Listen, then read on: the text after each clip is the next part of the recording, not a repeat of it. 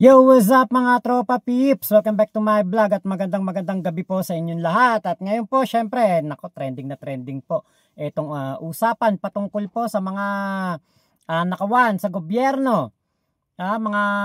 Itong mga kongresista daw po nasangkot sa maanumalyang flood control projects na mga ghosts. Yung mga hindi natapos, hindi ginawa.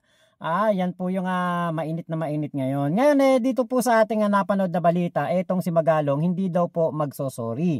At sabi niya, kapag daw nagsorry siya, dapat daw ang magsorry ay yung mga kongresista. Ngayon kasi etong si Magalong, napakatagal na pong bunganga nito na puro lang po, alam niyo yung parang puro expose. May ganitong sangkot, may ganyang sangkot, may gumagawa ng korupsyon. Pero, napakatagal na po niya itong ginagawa, wala pa rin pong nangyayari. Wala pa rin po siyang kahit isa man lang na nakakasuhan. Kaya nga parang nagdududa na ako dito kay Magalong na for clout lang kaya to, kakandidato ba to na sa mas mataas na posisyon sa 2028? Kasi, last 4 months ago, naitopic ko na pala siya. At nung nakita ko na ang topic ko patungkol sa kanya, yung patungkol pa rin sa kung ano ang ginagawa niya ngayon. Nabunganga pa rin siya ng bunganga at wala pa rin po siyang napapatunayan na kahit isa sa kanyang mga isinisiwalat o wala talaga siyang nakasuhan, wala siyang napagbayad sa kanyang mga sinasabing kasalanan ng mga politiko. Ngayon, kasi ang nadidiin po dito sa issue ng mga flood control projects, yung mga kontraktor.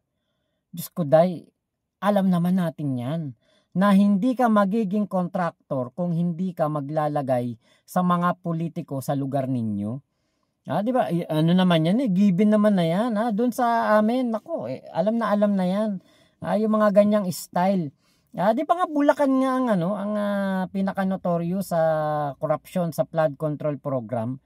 Di ba ito nga aming gobernador, di ba hinahanap nga kung saan-saan etong mga project.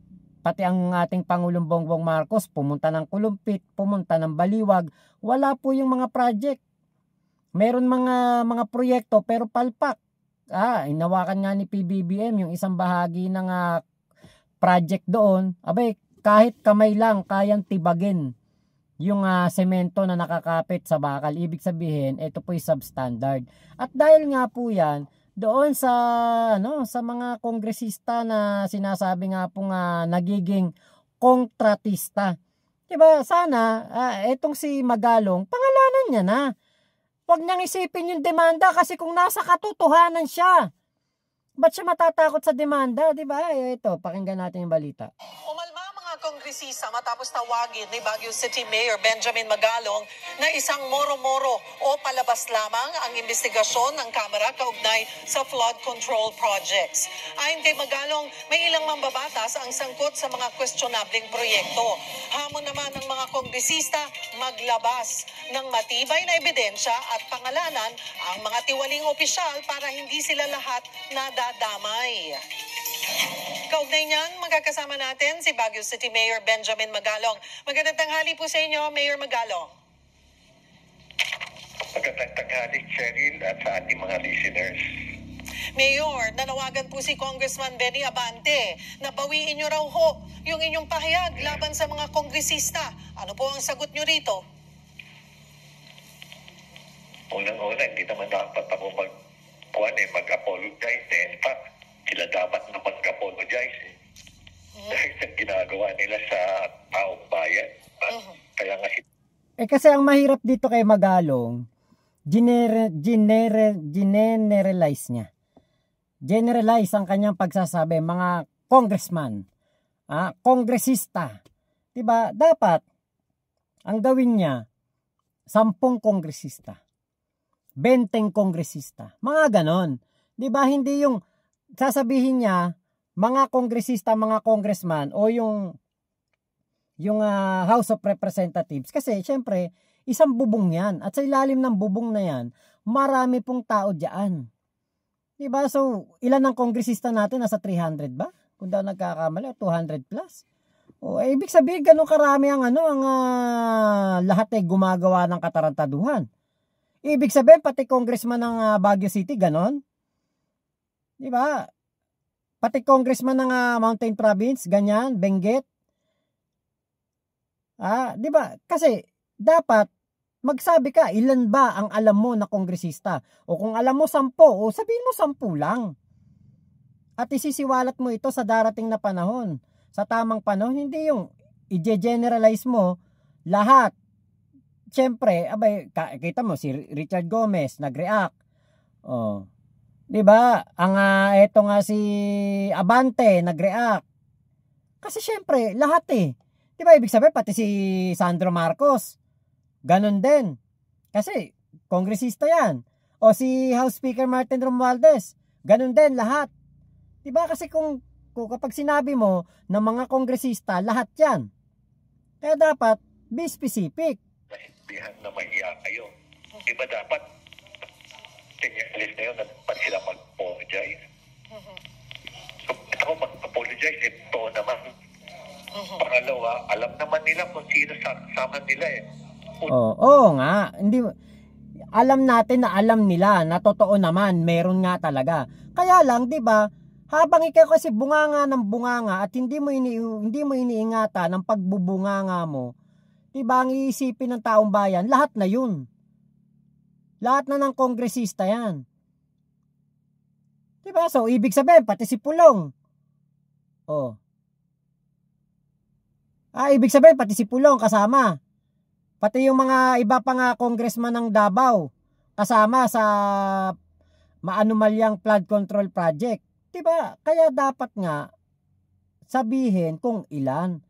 Hindi naman mahirap yun kung ilan lang yung nasa listahan mo o yung nalalaman mo, 7, 10, 20, 30. Ganun lang. Ang dating kasi kay Magalong, nagmamagaling. Talagang ito, akala mo siguradong sigurado siya sa kanyang mga sinasabi. Akala mo talagang siguradong sigurado. Pero, takot namang makasuhan. Nang una, ulitin ko ulit, alam ko na hindi lahat, marami rin matitino dyan sa Kongreso.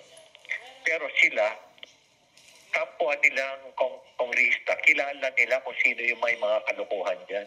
Pinag-uusapan yan Kaya, chismis. So, chismis. Pinag-uusapan yan Alam naman daw kung sino yung mga kongresista na gumagawa ng katarantaduhan. Bakit araw-araw ba magkakasama yan? Magkakatabi ba matulog yan? Minsan nga kapatid mo hindi mo alam kung ano ginagawa Minsan nga tatay mo hindi mo na alam kung ano ginagawa Tapos itong mga kongresista, alam nila bawat isa kung ano ginagawa. Ilan sila diyan? Tapos malalaman nila kung ilan ang gumagawa ng ganito, ganyan. Alam nila kung sino gumagawa ng katarantaduhan. Napaka mo naman na Mayor Magalong, magpalusot. Masyadong ampaw. Iwas pusoy lang tong si Magalong Imagine niyo 317 ang mga kongresista. Tapos magkakaalaman lahat yan kung ano ginagawa ng bawat isa. Katartaduhan talaga to no? Yung kanyang palusot para lang masabi na meron talaga siyang hawak na matibay na ebidensya o yung kanyang information ay talagang yung bang credible, 'di ba? Sasalita ng ganyan, napag-uusapan, napagchichismisan. Ibig sabihin chismoso pala mga kongresista. Paano ka magtitiwala sa alam mo kayo yung tinawag na mahiya batas magkakanta kayong sariling investigasyon? Ewan ko lang kung saan tutungo yung investigasyon nila. Tingnan nga natin yung endgame niyan, kung ano yung mangyayari dyan sa investigasyon nila. Alam nyo, kaya nga itong si Sandro Marcos tutol sa pag-iimbestiga ng House of Representatives patungkol sa maanumalyang flood control projects. Sabi ko nga, kapag inimbestigahan nila sarili nila, parang hindi maganda, parang hindi maayos. Diba? Pero, kung mag-iimbestiga naman, ay mga credible congressman, yung walang mga kinalaman sa flood control projects, bakit hindi? 'Di ba? Pwede naman siguro 'yon. Di naman siguro mawawala kung may mag-imbestiga ng mga ibang senador, ibang kongresista. Kasi nga kita nyo ang Senado nga nag-imbestiga sila kahit may Chis Escudero na Senate President nila na tumanggap nga daw po ng 30 milyon. Merong Joel Villanueva na may natanggap din. Merong Bongo na ang kapatid naman ay isa sa mga malaking kontraktor sa Davao. Oh, pero nag-iimbestiga pa rin sila. Bakit ang Kongreso kung mag-imbestiga sila parang hindi maganda para kay Mayor Magalong. Pero para na rin nga hindi pumapulaan ng Kongreso. Tama lang 'yun, wag na lang mag-imbestiga sila. Iba na lang. Pwede namang gumawa ng fact-finding committee. Pwede namang maglagay ng Truth Commission. Ang ating Pangulong Bongbong Marcos. Kaya lang kung si Magalong ang isa sa mga magiging tagapag-imbestiga sa Truth Commission, parang duda ako kasi bakit ganon? Yung mga anomalya patungkol na dun sa inilabas ni dating Senador Trillanes, panahon ni Digong, ba't hindi niya inilalabas yun? Meron daw pong anomalya dyan, yung rock netting scam. Panahon ni Digong yan. O bakit parang hindi yata sinisiwalat ni Magalong yan? Mayor, sabi nyo nga po ay hindi nyo nilalahat. At alam nyo may mga matitinuri namang mga kongresista. Siguro po kaya po nagre-react, nadadamay na yung buong Kamara. Ang hamon din nila sa inyo, maglabas na daw ho kayo ng pangalan. Yan na. Panahon at sa tamang forum. Sa tamang panahon at sa tamang forum. Unang-una, parang bait yan Maglalabas na lang ako ng pangalan, ang gagawin ng mga yan. Kakasuhan nila ako ng katakot-takot. Uubos ang oras ko, kapiprepare ko ng mga affidavit ko, kapiprepare ko sa mga kasong ipapay nila sa akin. Ganun naman talaga yung mga yan. Kaya sa tamang panahon at sa tamang tao at sa tamang forum, doon po ako maglalabas. Kailan po kaya yung tamang panahon, tamang forum at tamang tao? Lahat po naghihintay. Mayor Magalong. Hindi ka may mga senator pa, may Lacson. Akala ko ba ipapatawag nila ako? Inintay ko nga na ipatawag nila ako So pag kayo po ipinatawag, ay tingin nyo po, doon po ay sasabihin nyo ang mga nalalaman ninyo, ang konkretong mga nakuha nyo pong mga detalye? Doon nyo po isisiwalat na? That would again depend kung ano yung tanong nila, no, Cheryl. So siguro, I'll just cross the bridge when I get there. O, kita nyo, di ba, bunganga ng bunganga si Magalong, pero kapag tinanong mo siya kung meron na siyang mga pangalan, ayaw niyang ilabas. So, syempre, madadamay talaga ang kahit sinong kongresista. Kasi nga po, ang kanyang binabanggit mga kongresista. So, lahat yan, kongresista na yan, 317 seats. Mapa party list, mapa district, kasali diyan sa binabanggit ni Magalong, 'di ba? Yun yung delikado, na bunganga ka ng bunganga. Salita ka ng salita pero hindi mo pala kayang pangatawanan. At kapag ikay nagbunganga, takot ka pala sa demanda. 'Di ba dapat hindi ka matakot sa demanda kasi nasa iyo ang katotohanan. So ibig sabihin, yung sinasabi ni Magalong hindi ganoon katindi. Hearsay. King of hearsay si Magalong. Yung sinasabi niya na sa proper forum niya ilalabas, kahit nga sa Senado, ipatawag ka. Baka hindi mo pa rin sabihin. Bakit? Kasi ang sabi mo, ayaw mong makasuhan. Pero kung ikaw, hawak mo ang katotohanan, hindi ka takot sa kaso. Ba't ka matatakot sa kaso nila? Alam mo, ikaw ang nagsasabi ng totoo. Di ba merong ganong kasabihan na kapag ikaw nagsasabi ka ng katotohanan, kahit saan padalhin, dala mo yung katotohanan, wala kang kakatakutan. Pero bakit ang isang Magalong na dating PNP, hinangaan ng mga Pilipino noon dahil sa katapangan, ngayon, parang natatakot sa kaso. Diba? Parang, pasikat lang. Kaya ang nangyayari, Ang mga nagigisa ngayon, yung mga kontraktor. Pero, ang dapat talagang sisihin, di ba? Hindi lang mga kontraktor. Kasi ang mga kontraktor, kaya lang naman yung nagnegosyo, syempre, para kumita ng pera. Yun lang naman talaga pinaka-goal eh. Ikaw ba magne-negosyo ka para malugi? Di ba hindi naman? Ngayon, syempre, yung mga kontraktor, para kumita sila, gagawin nila ang lahat para makuha yung project. Kaya lang nga po, ang DPWH, hindi naman ganun kadali ligawan. Abay, kailangan mo talaga magbigay ng malaking patong para ibigay sa iyo yung project. O tapos, kapag nabigay na sa iyo yung project, yung politiko na gumawa ng project, abay, hihingi ng komisyon. Yun ang katotohanan dyan. Kaya, di ba, wag nating, kasi sa Senado, ang ginigisa yung mga kontraktor eh. Isasampuin na pa nga dahil hindi daw sumipot. Pero ang totoo, ang dapat talaga dito na pasagutin yung mga kongresista na nagkikickback.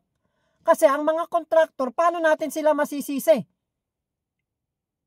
Kung substandard ang kanilang mga nagawang proyekto, kung napakalaki ng cut nitong mga senador, nitong mga kongresista na sinasabi na ito. Kung ang laki-laki ng binigay mo dun sa politiko, saan mo babawiin yan? Siyempre sa proyekto. Alangan namang magbibigay ka ng pera kay congressman, kay governor, kay senator.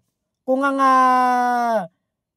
ikaw hindi makakabawi, siyempre babawiin mo yan. Diba? Kaya yun ang dapat na gawin ni Magalong. Para etong mga kontraktor makapagsalita din. Kasi ang nangyayari, ang binabanatan lang ni Magalong, House of Representatives, gine-generalize niya ang kanyang pagbibintang. Kaya yung mga sinasabi niyang, yung meron namang mga ilang matitino, wala din, nadadamay din. Diba dapat dito, kung talagang matapang ka Magalong, sabihin mo mga pangalan. Kita mo si Senator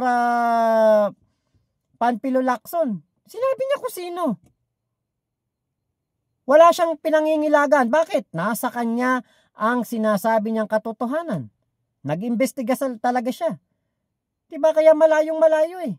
So ibig sabihin si Magalong, takot. Walang bearing ang dala-dala niyang kwento patungkol sa mga kongresista. Dapat patas tayo dito. Hindi pwedeng puro kontraktor lang ang mapapasama at kontraktor lang ang mga may kasalanan. Dahil kung walang nagkikickback na politiko, maayos sana ang flood control projects. Yan ang tandaan ninyo. Pati mga taga DPWH dapat yan mapagbayad yan. Diba? So yun lamang po. Maraming salamat sa pagsama nyo sa vlog ko na ito. Ingat po kayo. Nasa mampanig kayo ng mundo mo. Chup chup. Love you, love you. God bless us all Pilipinas. God first. Happy weekend po.